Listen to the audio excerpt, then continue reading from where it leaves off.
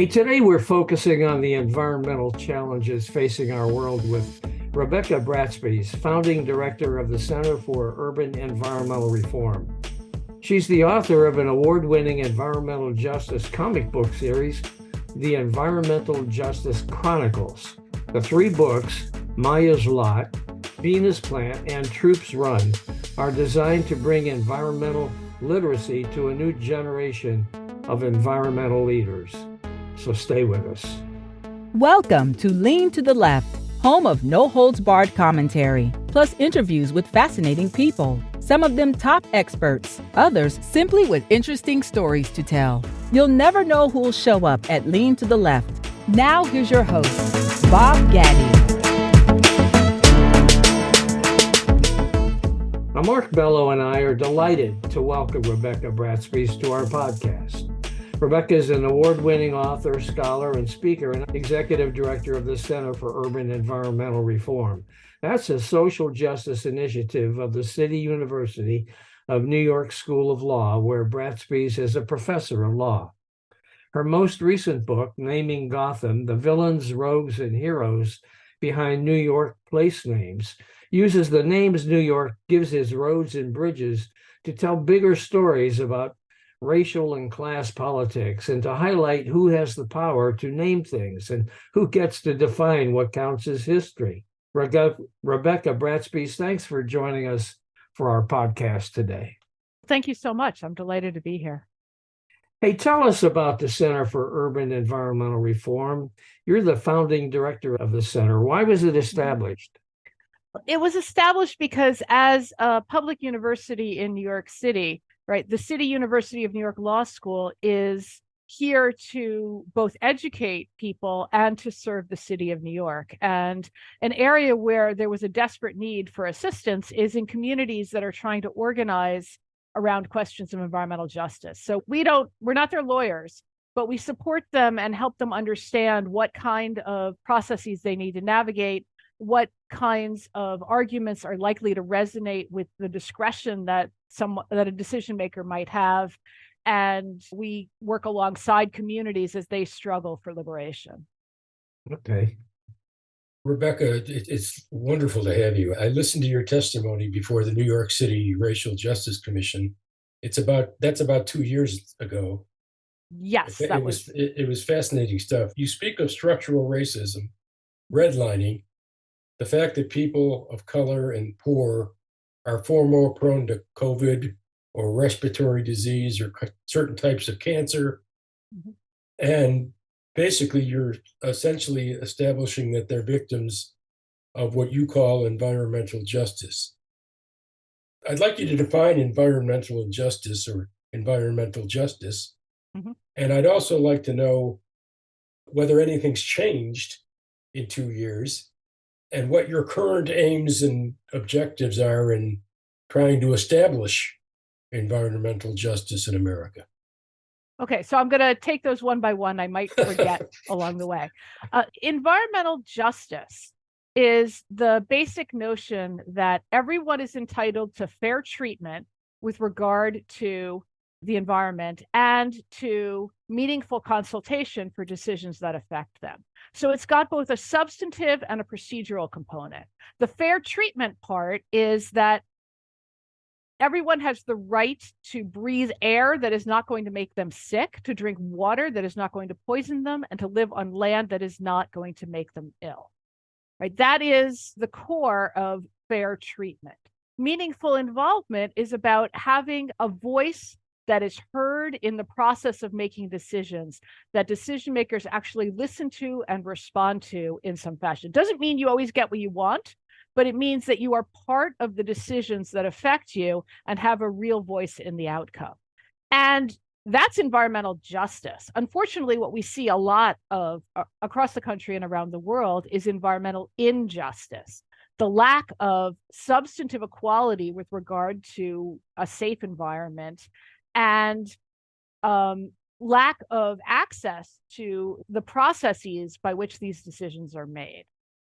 So that's the definition that I work from. I forgot your second question, but we'll get back to it because I want to say really quickly what has changed. In New York, a lot has changed since I gave that testimony 2 years ago. First Great. of all, the voters of New York overwhelmingly amended the state constitution to recognize a human right, or not a human right, a constitutional right to clean air, clean water, and a healthful environment. And so we're in the process of trying to figure out how does that change things. And then in New York also, there have been a number of statutes that have been passed that focus more directly on environmental justice. And of course, on the national level, we've had tremendous movement in terms of both responding to climate change through federal legislation, but also in environmental justice. The last question was the current aims and objectives in trying to establish environmental justice. And I want to point out that there is no constitutional provision that guarantees those things in the United States Constitution, right? No, there is not. There's no express provision in the United States Constitution, and federal courts have uniformly rejected attempts to argue that the existing amendments to the Constitution convey environmental rights. So the environmental rights we have under federal law are based on environmental statutes, which give, and on guidance that agencies have created about how to best fulfill those statutory conveyances. Because in our system, we have a federal system of government where you have federal law governing the entire country, but each state also has its own constitution and its own set of laws. So in Massachusetts, New York, Hawaii, Montana, and Pennsylvania, there are constitutional environmental rights. In other states, there aren't necessarily constitutional environmental rights, but every state has statutes that convey pieces of those rights, at least, as do the federal laws. For example, the Clean Air Act sets what are called national ambient air quality standards. Those are the standards that states, through a process of cooperative federalism, are supposed to meet in how they regulate polluting activities within the state. Those federal standards are set at a level, and this is the actual language from the statute, requisite to protect human health with an adequate margin of safety. So the standards are supposed to be set at a level that will meet that substantive environmental justice requirement. Unfortunately, first of all, the standards aren't necessarily set at a rigorous enough level, and more than 100 million people live in areas where those standards are not met. So to the extent that we have, even to the extent that we have standards, they aren't being met. When you say that there's regulation at the state level, that doesn't necessarily mean that there's regulation at the local level. And if the state conforms, but a certain section of the state or a local area does not, as long as the state conforms, that's okay. I want the people to understand that. Is that correct?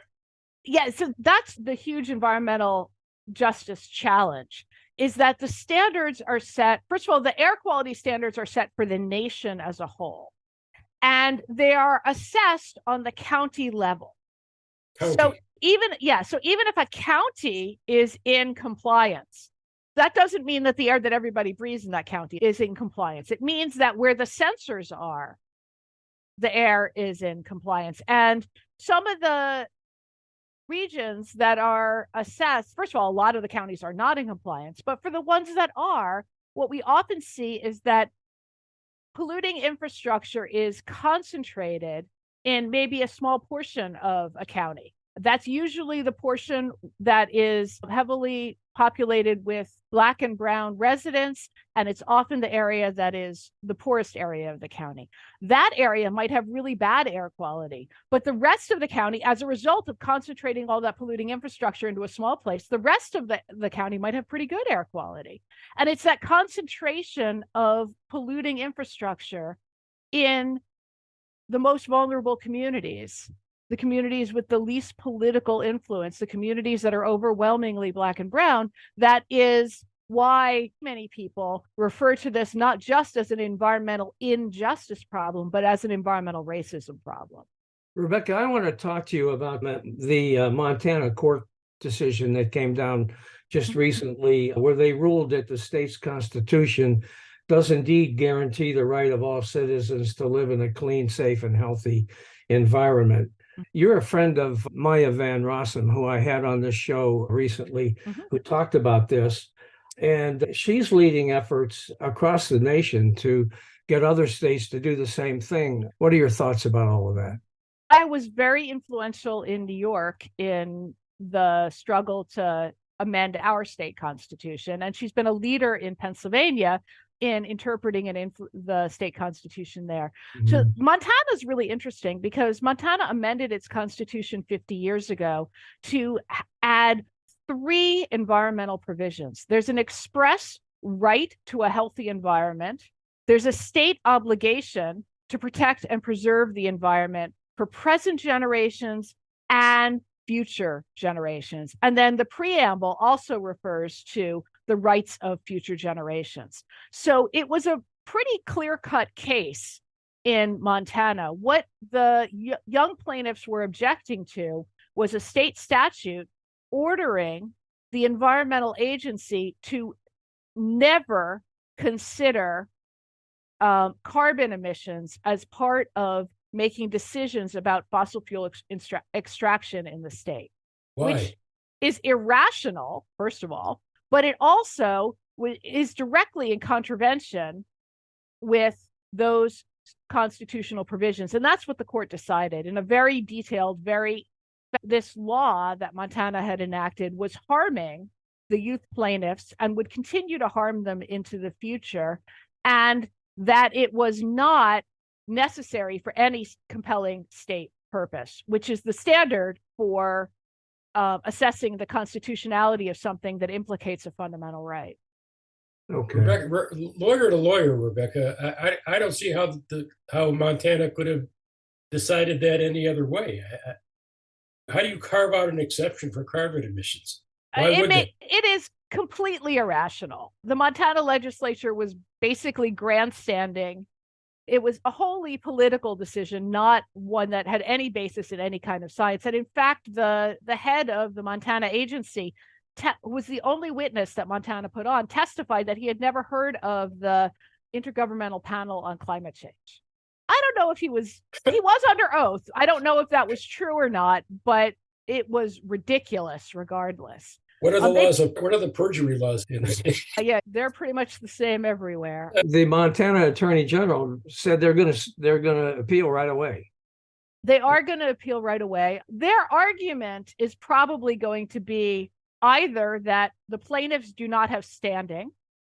That's a better argument. That's how states across the country have been responding to these cases.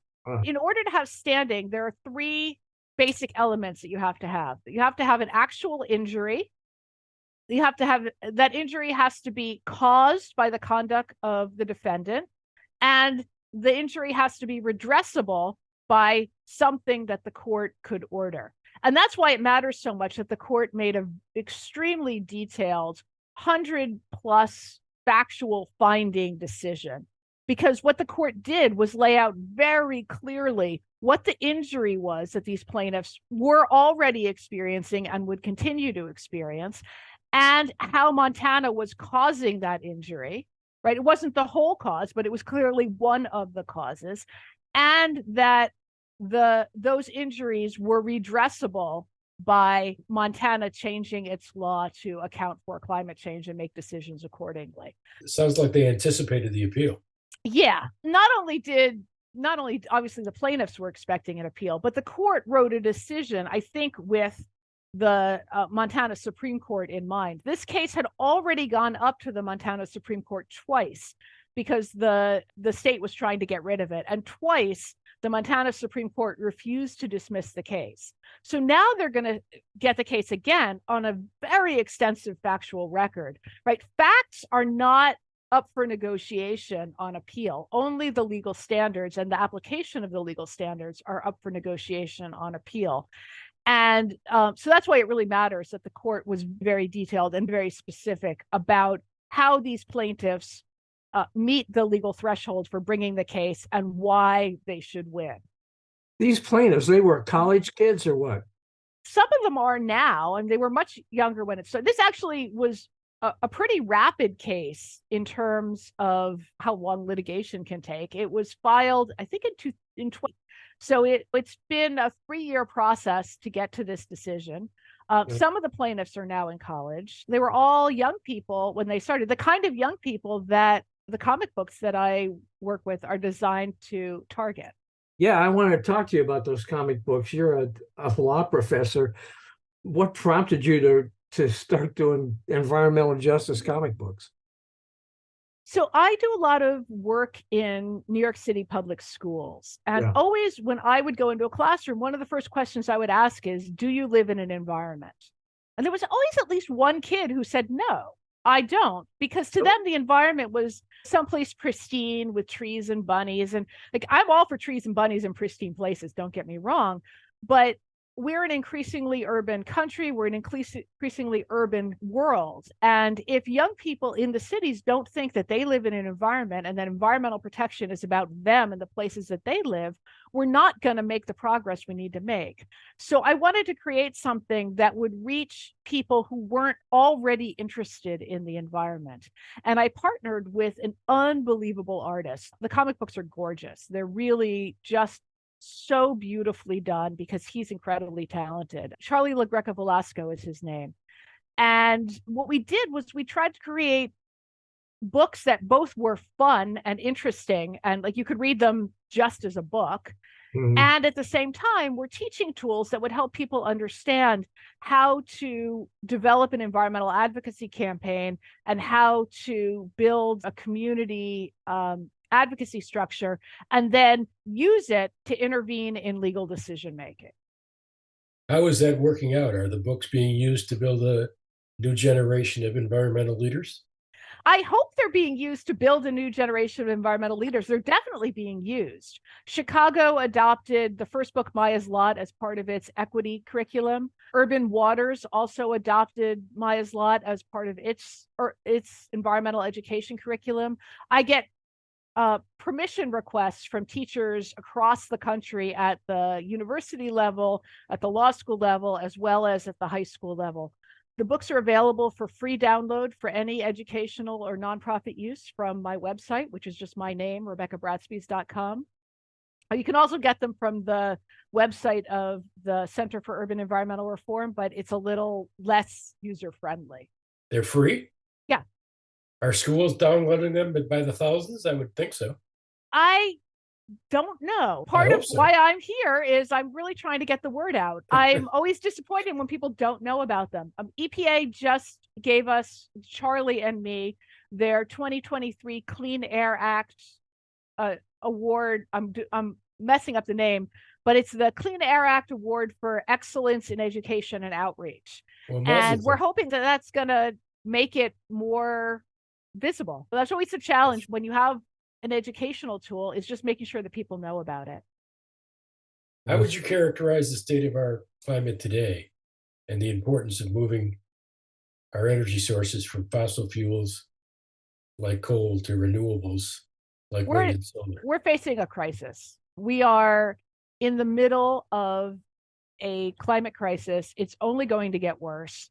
There's no way to completely prevent a lot of really bad things from happening, but there's a lot we can still save.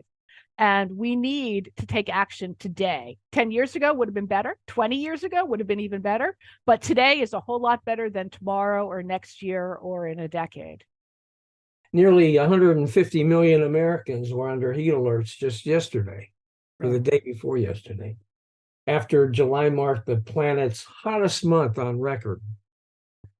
Devastating downpours dumped 2 months of rain on Vermont in 2 days. Smoke from Canadian wildfires choked East Coast skies, causing the worst air quality on record for some locations. And Hawaii is reeling from the deadliest U.S. wildfire in a century.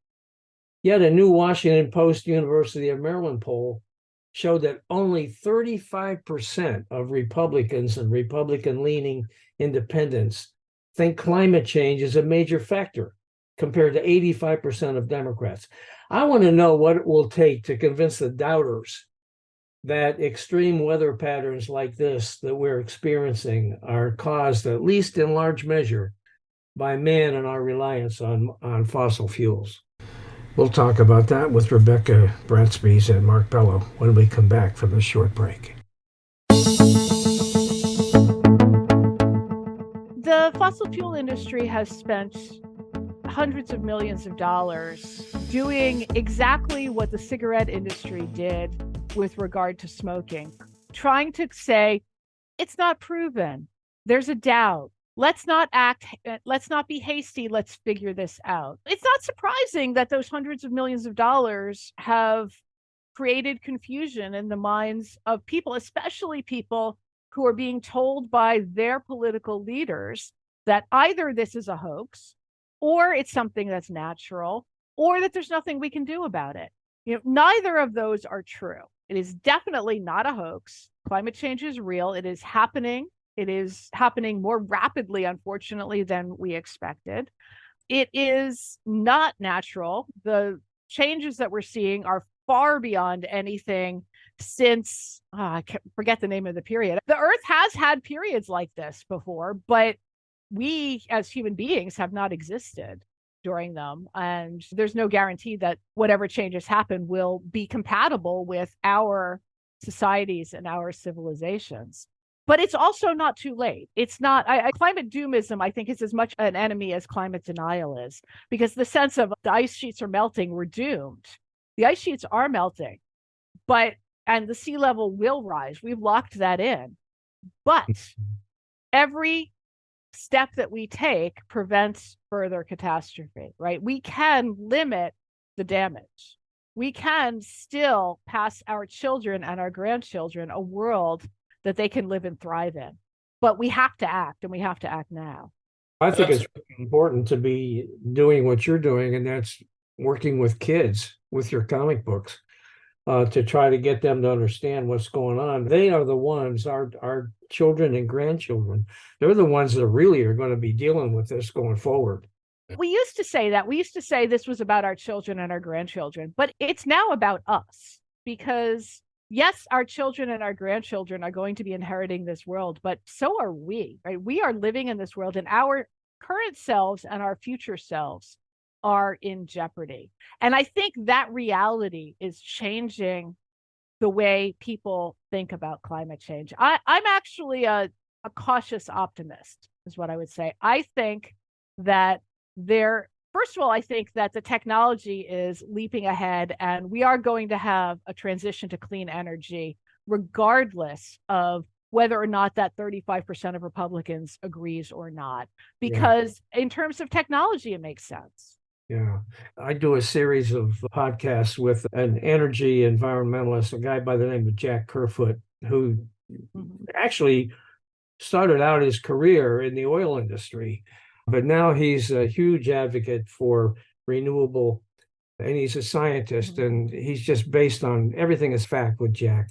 At any rate, he talks all the time about the need for transitioning from fossil fuels to wind and solar, and points out that the argument that a lot of the politicians make, that it's all about jobs, supporting the coal industry, supporting the natural gas industry, is all about jobs.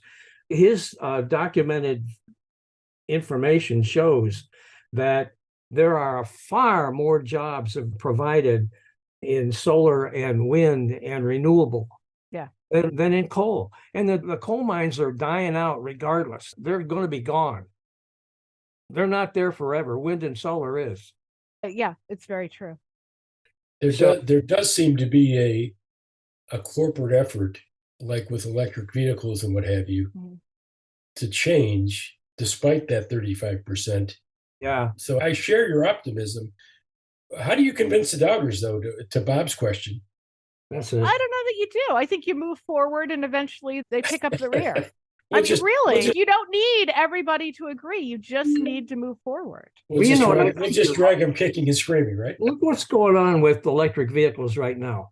Every day I see a new ad for a high-end brand coming out with a new EV with increasingly large, what's the word I'm looking for? Range.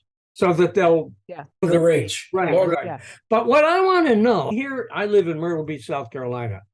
And yesterday or the day before yesterday, there was a story that said it's the fastest growing city in the entire country. We are under a huge building boom, and gas stations are being built and strip malls are being built. But in those gas stations, I don't see one indication that they are preparing for electric vehicle charging facilities. They're still putting in gas pumps.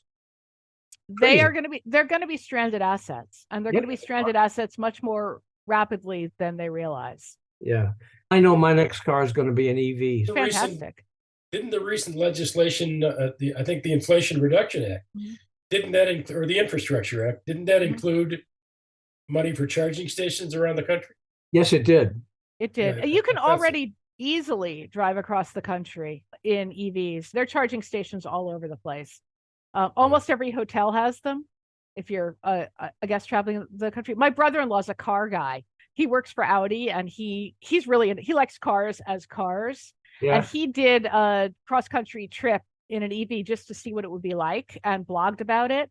And he was like, he came back a complete convert. And I think that's the key, is once people who are into cars realize how much better they are, how much easier they are to maintain, and the fact that you can pretty easily go anywhere you need to go in an EV, that's part of what's tipping that scale. So you're also seeing, Bob, that they're making them cheaper now too. I've been seeing inexpensive leases for EVs for the first time. Actually, I was in Pittsburgh a couple of weeks ago on a little weekend vacation, and I rented a car at the airport, and I had signed up for an EV. But when I got to the rental car place at the airport, they tried to talk me out of taking the EV. They said the range was only like 150 miles and that I'd have a hard time finding a place to get it charged, and so on and so forth. And in the end, I ended up getting a regular gas-powered vehicle, and they charged me an extra $50 for doing that. So that'll be the last time I do that. That's for sure. This craziness. That's the next challenge, though, creating the infrastructure for that transformation. That's true. Well, a lot of that infrastructure already exists. Yeah. Let's talk a little bit about your book about New York City history and the naming and all of that. Really such a fun project. So the project emerged from my frustration of getting stuck in traffic, to be honest. My parents live in Pennsylvania and I live in New York City, and to visit them, we would drive on the Major Deegan Expressway, which is the road that goes past Yankee Stadium on the way to the George Washington Bridge. And anybody who's ever driven on the Major Deegan will tell you that driving is really a euphemism. What it really means is being stuck in traffic. And I would always get so frustrated, and I would just curse Major Deegan. Who was this guy? I hate him. And the interesting thing is no one had a clue who he was. Everybody, you take it to get to the George Washington Bridge. Everybody knows who George Washington was, but nobody has a clue who Major Deegan was. I was like, I want to find out who the guy was because I hate him. And so I did, and it turns out that he's way less impressive than you might expect, given the fact that he has this major road named after him. Yeah. And that sort of sparked my curiosity of who are all these people that we name roads and bridges and civic institutions after, and why did we name it after them? That's how I wrote the book. The book is it's not a scholarly book. I've written other books that are directed at scholars. This one is written for my parents, who are lovely people but are not scholars. And it is fun. It's gossipy. It's, if you want to know about scandals in New York City, it is full of scandals from the time of the Dutch to now. So from the 1600s to now, this is a book about the liars and cheaters and politicians who finagled their way into having traffic jams named after them. That sounds like a hell of a lot of fun, actually. The name of the book is Naming Gotham, correct? Naming Gotham, the villains, rogues, and heroes behind New York place names. I mentioned that I live in Myrtle Beach. Every little overpass here has somebody's name on it. The other day I was going down a road, and there was a like a culvert over a little stream. And it had some sergeants. This is called the Sergeant whatever Culvert, yeah. bridge. And I always wonder, who are these people? And my wife says, why isn't anything named after me? I was going to say, is there a Gaddy Bridge? No. Or, maybe a park bench somewhere. What did the book teach you about racial justice, if it did? And Bob, in researching the podcast, told me that the book led you to get involved with the Renewable Rikers Project. Why don't you tell the people what that is and how the book relates to your environmental work on racial justice? Okay, so one of the big topics that the Biden administration is grappling with is the legacy of racism in road construction, and how roads were literally used as a way to isolate Black communities from commerce districts and from white communities. It was an actual strategy that the Federal Housing Administration had and the Department of Transportation had. So that's, and a lot of those roads here in New York were built by Robert Moses, and with the collaboration from some of the people who are in my book. They're probably more on the villain scale rather than the hero scale of the books. But Rikers Island, which for those of you who don't know, is New York City's main jail and has been for about a century. It is a penal colony, literally. It is an island in the middle of the East River, connected to Queens by one bridge. There's one bridge often on the island.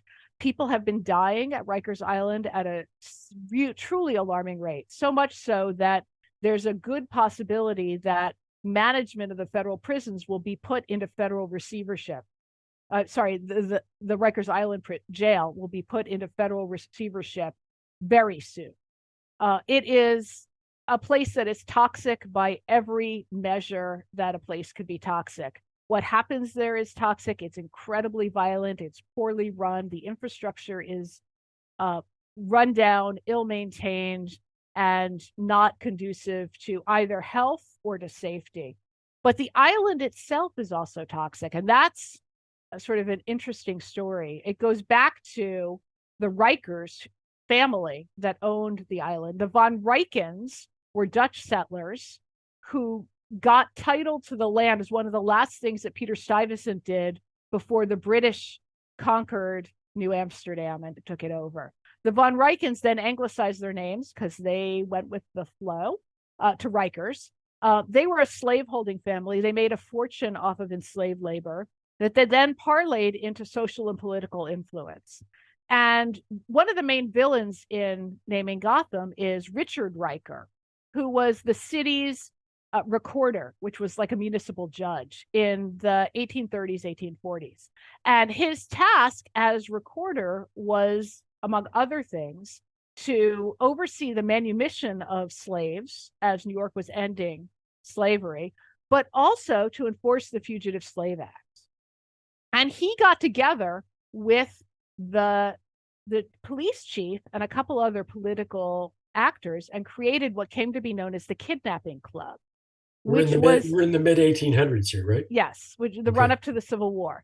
So the Kidnapping Club was a scheme not only to arrest people who had liberated themselves from slavery and made it to New York, but also to grab random Black New Yorkers and say, oh, you're a fugitive slave, deny them the right of habeas corpus to prove that they were in fact free New Yorkers, and sell them into slavery. It's villainy on a scale that's really hard to imagine. So that story really, I think, represents a lot about Rikers Island, because at the same time that Richard Riker was doing this, he was viewed by white New Yorkers as a courtly, gentlemanly man. Someone read a poem about him. He was really adored and respected. While to Black New York, he was a menace. He was a lawless menace. And that really represents the current day experience around Rikers Island. The unconstitutional stop and frisk policy that the New York Police Department was doing was targeting Black men in particular. And we see that the overwhelming majority of people who are incarcerated on Rikers Island are Black men. And at the same time, white New York really didn't see anything, right? History sort of repeats itself. And so the move to close Rikers has been growing for a while. It's a movement that is led by formerly incarcerated people, by justice impacted people. And I am proud to be allied with them, but I am small cog in a wheel that I didn't create and I don't lead. The Renewable Rikers Project is the idea that once the island is no longer used to incarcerate people, and that was a huge victory in City Council. In 2017, City Council decided that by 2026, the jails on Rikers Island would close, that Rikers Island was irredeemable and it just needed to be shut. COVID stretched that out a year, so it's now 2027. When the jail closes, though, the plan that we, meaning a whole collaboration of people that I'm one of, convinced City Council to commit the land to renewable energy generation and storage and wastewater treatment and composting to get that polluting infrastructure out of communities that were most impacted by mass incarceration on Rikers Island. That would be wonderful. It's a win for everybody. Is it going to happen? The law says so. You never know what's going to happen, but the jail is going to close in 2027. The city is in the process of assessing the wastewater treatment plant to be built there. There's the report due this fall about the feasibility of wastewater treatment on the island. The city has incorporated renewable energy on Rikers Island, energy and storage, into its overall planning for transition to zero emission energy generation, which is another city law requirement. It's also a state law requirement under a law that was passed in New York called the Climate Leadership and Community Protection Act. Is the jail the only thing there, or do people live there? Or no, only the jail. So the people who live there are people who are incarcerated there. Okay. And the other thing to say is this is a jail. This is pretrial detention.